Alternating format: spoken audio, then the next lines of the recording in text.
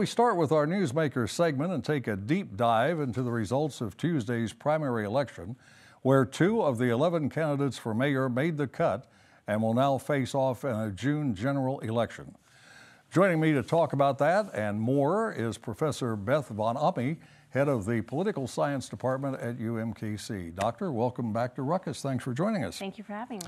You know, when most folks look at the results of Tuesday's election, I think they'll look at who won, who lost, and then probably move on. But political scientists will look at a lot more, won't you?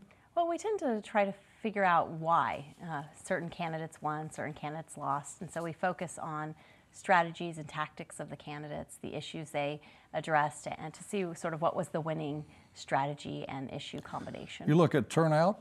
We do look at turnout. But wasn't very big, was it? Well, you know, it was bigger than it's been in the last 2 mayoral elections, but it's pretty small compared to any sort of federal election. I think it was 19 or 20%, and the 2 candidates were Jolie Justice and Quinton Lucas. Justice got 12,630 votes and Lucas got 10,287. Not much separation there, not big turnout. No, not very much at all. Probably the size of UMKC. It's about all we've got.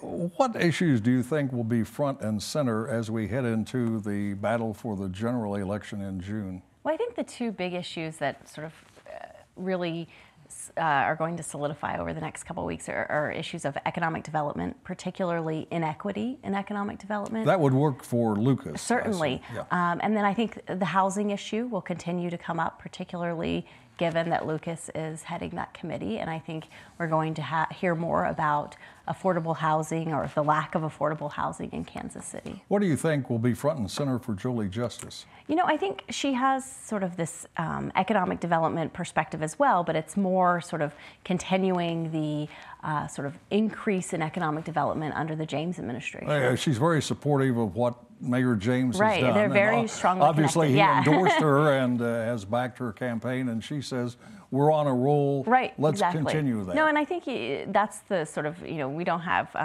parties in mayoral elections, but that is, you know, she's the party of the of Sly James. Yeah, sure. let me ask you about that, because these are nonpartisan right. elections, as most big city elections are. But you have small turnout.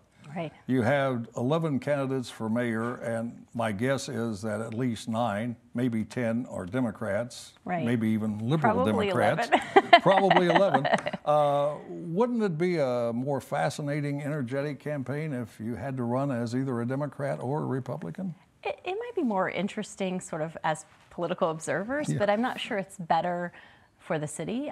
There's always been this maxim that there's no Republican or Democratic way to take out the garbage, and I think that's probably true. So I think I thought you were going to say there's no Republican or Democratic way to do street repair, and in Kansas City, Missouri, there's no way to fix no. Ward Parkway is looking great.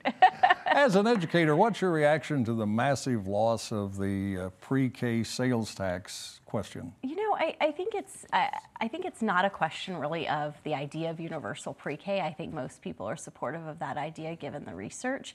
It's really the paying for it and the sort of organization behind it, whether it's really set up in a way that will effectively administer universal pre-K, and I think that's where voters sort of balked. Let me turn your attention for a moment or two to national politics. Sure. Democratic Party seems to have a lot of folks in it now who say they are democratic socialists. Right.